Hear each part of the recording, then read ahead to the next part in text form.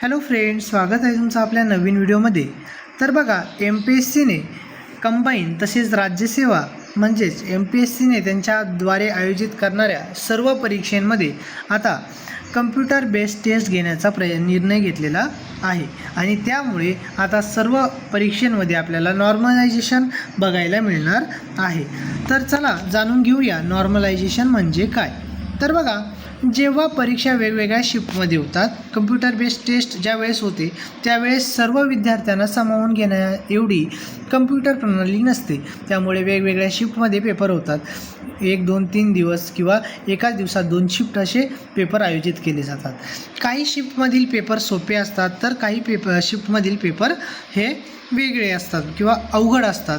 तर बघा, एक्झामिनरने जर 5 शिफ्टमध्ये पेपर घेण्याचं ठरवलं तर ते पूर्णपणे पेपर एकाच लेवलला घेण्याचा प्रयत्न करतात, म्हणजे त्याच्यामध्ये प्रश्न पण सेम टॉपिकवर विचारलेले असतात। उदाहरणार्थ, आता एखादा प्रश्न आहे 1857च्या उठावावर त्यांना विचारायचा आहे, तो 5ही शिफ्टमध्ये ते विचारणार, परंतु काही शिफ्टमध्ये ते विचारणार की 1857च्या उठावाची तारीख काय ठरली होती, 1857च्या उठावावर कोणी टिप्पणी केली होती आणि कोणी कुठले नेतृत्व केले। अशा पद्धतीने ते काय करतात, प्रश्न फ्रेम करतात। तर बघा, काही प्रश्न हे इझी फ्रेम होतात आणि काही प्रश्न हे हार्ड फ्रेम होतात, तर त्यानुसार ते पेपरची काठिण्य पातळी सगळ्या प्रश्नांचे अवलोकन केल्यानंतर आपल्याला समजते। तर फॉर एक्झाम्पल, आता आपण 2 पेपर घेऊ, एक कठीण पेपर घेऊ आणि एक सोपा पेपर घेऊ। आता कठीण पेपरमध्ये विद्यार्थ्याला 70 मार्क्स मिळाले आणि सोप्या पेपरमध्ये मुलाला 75 मार्क्स मिळाले।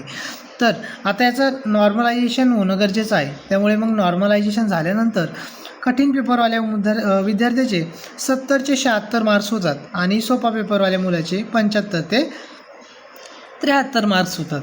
अशा पद्धतीने ते नॉर्मलायझेशन केले जातं। आता हे कसं होतं आपण ते सर्व डिटेलमध्ये बघणार आहे। तर बघा, आता सकाळची शिफ्ट पेपर कठीण होता, दुपारची शिफ्टमध्ये पेपर सोपा होता। दोघांचेही रॉ मार्क्स थेट तुलना केली तर अन्याय होऊ शकतो, म्हणजे या पद्धतीमध्ये एखाद्या हार्ड पेपर जर आला एखाद्या विद्यार्थ्याला, त्याचे मार्क डेफिनेटली कमी होणार आहे, तो तसा बी कट ऑफच्या बाहेर जाणार आहे, त्यामुळे तो अन्याय कमी करण्यासाठी हे आपल्याला नॉर्मलायझेशन बघायला मिळतं। तर बघा, आता ही काठिण्य पातळी लक्षात घेऊन नॉर्मलायझेशन केलं जातं। तर बघा, आता नॉर्मलायझेशन करताना वेगवेगळ्या शिफ्टचा विचार केला जातो। एक बेस शिफ्ट कन्सिडर केली जाते। या बेस शिफ्टमध्ये ज्या विद्यार्थ्यांना सरासरी सर्वात जास्त गुण मिळालेले आहे, 5 शिफ्टमधल्या सगळ्या मुलांची सरासरी काढली जाते आणि सगळ्यात सरासरी जास्त असलेल्या ज्या मुलांचे गुण आहे त्या शिफ्टला बेस शिफ्ट समजली जाते आणि त्याच अकॉर्डिंगली ते मार्क्स नॉर्मलाइज केले जातात। तर बघा, जो पेपर हार्ड आहे त्याच्यामध्ये काही गुण वाढवले जातात आणि जो पेपर इझी आहे तो त्या पेपरमध्ये मार्क्स कमी केले जातात, असं या नॉर्मलायझेशन प्रक्रियेमध्ये होतं। तर आता आपण एक एक्झाम्पल घेऊन समजून घेऊयात। तर बघा, आता 3 शिफ्ट आपण घेऊयात। बेस शिफ्टमधल्या मुलाला 100 गुणांपैकी आपण विचार जर केला तर बेस शिफ्टमधल्या मुलांचे सरासरी गुण आले 80, हार्ड पेपरवाल्या विद्यार्थ्यांना गुण मिळाले 70 आणि इझी पेपरवाल्या मुलांना गुण मिळाले 90।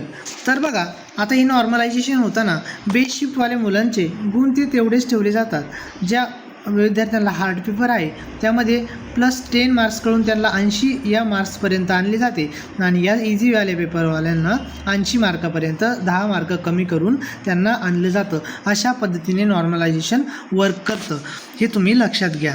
तर बघा, आता याचे काय नॉर्मलायझेशन कशी केली जाते, ते वेगवेगळ्या संस्था असतात। आता आपल्या MPSCने नॉर्मलायझेशन करण्यासाठी IIT बॉम्बे हे वेगवेगळे सूत्र अप्लाय करून नॉर्मलायझेशन करणार असं सांगितलेलं आहे। तर बघा, आता त्याच्यामध्ये वेगवेगळ्या पद्धतीने केले जाते। एक पर्सेंटाइल स्कोअरमध्ये, जसे सारथी बार्टी एक्झाम आहे त्यांच्यामध्ये पर्सेंटाइल स्कोअरमध्ये नॉर्मलायझेशन होतं आणि त्यासोबतच झेड स्कोअर, इक्वेंटाईल आणि स्वतःचे स्टॅटिस्टिकल फॉर्म्युला यांचा वापर करून ते तयार केले जातात। हे एक पर्सेंटाईलमध्ये पण होऊ शकतं आणि मार्क्समध्ये पण होऊ शकतं। तर बघा, आता याचे जे फायदे आहे ते बघूयात आणि तोटे आहे ते बघूयात। वेगवेगळ्या शिफ्टमध्ये अवघडपणा संतुलित होतो, बरोबर। जे अवघड पेपर आहे तो सोपा होतो, सोपा पेपर अवघड होतो किंवा त्यांना दोन्ही मध्यम पातळीवर आणले जातात, हे त्याच्यामध्ये फायदा होतो। कठीण पेपर देणाऱ्यावर अन्याय कमी होतो। कम्प्युटर बेस्ड टेस्ट परीक्षेत मोठ्या प्रमाणावर परीक्षा घेणे सोपे होते आणि समान स्पर्धा तयार होते. नुकसान बघा, फॉर्म्युले पूर्णपणे पारदर्शक नसतात. आता बघा, आता IIT बॉम्बेला काय करणार आहे? IIT बॉम्बे म्हणजे एक टेक्निकल संस्था आहे. आपण अभ्यास करतो GSच्या पेपरचा, त्याची काठिण्य पातळी आपल्याला माहिती आहे. IIT बॉम्बेला काय माहिती त्याच्यात? आता एखादा प्रश्न, आता कम्प्युटर ते वापरणार कम्प्युटर बेस्ड फॉर्म्युला. आता एखाद्या पेपरमध्ये एखाद्या नदीची लांबी विचारली आपल्याला, आपल्या गोदावरी नदीची लांबी विचारली आणि कावेरी नदीची लांबी विचारली. आता या दोन्ही प्रश्नामध्ये त्यांनी जी लांबी विचारलेली आहे, हा प्रश्न ते एकच कन्सिडर करतात, म्हणजे सोप्या लेवललाच गृहीत धरतात. परंतु गोदावरी नदीची लांबी आपल्याला माहिती आहे, कावेरी नदीची माहिती आहे का? नाही. परंतु ज्यांना जो कावेरी नदीवरील प्रश्न आला त्यांना तो पेपर हार्ड होणारच ना. पण अशा वेळेस त्या विद्यार्थ्यांचे नुकसान या ठिकाणी होते. एखाद्या वेळेस आपल्याला एखाद्या नेत्याची जन्मतिथी विचारली, फॉर एक्झाम्पल महात्मा गांधींची जन्मतारीख विचारली, आणि त्याच ठिकाणी आपल्याला एखाद्या अनोळखी व्यक्तीची जन्मतारीख विचारली. आपल्याला महात्मा गांधीची जन्मतारीख माहिती आहे, परंतु बाकी दुसऱ्या व्यक्तीची माहिती नाही. परंतु कम्प्युटर या दोन्ही प्रश्नाला सेम लेवलचाच होता असं समजणार आहे. त्यामुळे अशा वेळेस तो अन्याय ठरू शकतो. आता रॉ मार्क्सपेक्षा कमी गुण मिळू शकतात काहींना.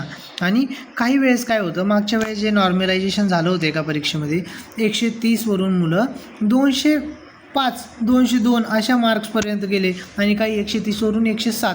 ही कोणती तफावत आहे? हा कोणता पेपर सेट केला तुम्ही? डायरेक्ट 100 मार्क्सच्या गुणांमध्ये फेरफार होऊ राहिली. असा पेपर सेट करतात की म्हणजे सेमच लेवलला असतो, परंतु नॉर्मलायझेशन नंतर ज्या मुलांना मार्क्स जास्त होते त्यांचे मार्क्स खूप कमी होतात, आणि ज्या मुलांना कमी मार्क्स होतात त्यांचे अनएक्सपेक्टेडली एवढे मार्क्स वाढून जातात की म्हणजे आता त्याच्यामध्ये आपल्याला एकदम पारदर्शकता नाहीची.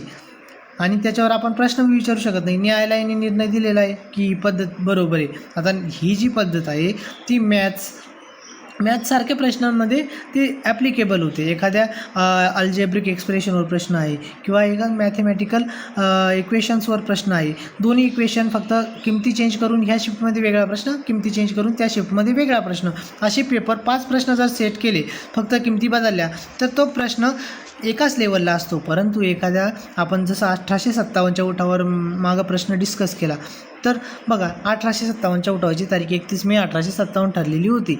हे सगळ्यांना माहिती आहे. हा इझी प्रश्न झाला.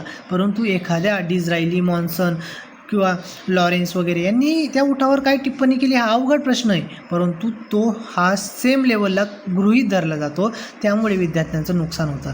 जर आपल्याला ही परीक्षा पद्धत नको आहे, तर आपल्याला सर्वांना आंदोलन करणे गरजेचे आहे. ही परीक्षा पद्धत भलेही 2-3 पूर्व घेऊ नका, परंतु एकच पेपर घ्या, तो लेखी स्वरूपात घ्या, आणि ऑनलाईन पेपर घेऊ नका. नॉर्मलायझेशनमध्ये हुशार विद्यार्थ्यांचेच नुकसान होते. जे ॲव्हरेज मुलं आहे त्यांना तर फायदाच होणार आहे, परंतु एखादा हुशार मुलगा असेल, त्याने 200पैकी 198 मार्क्स पाडले, आणि नॉर्मलायझेशननंतर त्याचा स्कोर 160च्या आसपास येतो आहे, कट ऑफ 168 लागला, तर त्याचं नुकसान होणार आहे. त्यामुळे ही पद्धत ही घातक आहे. त्यामुळे आपल्याला यावर आवाज उठवणे गरजेचे आहे. व्हिडिओ तुम्हाला आवडला तर व्हिडिओला लाईक करा आणि आपल्या चॅनलला सबस्क्राईब करा.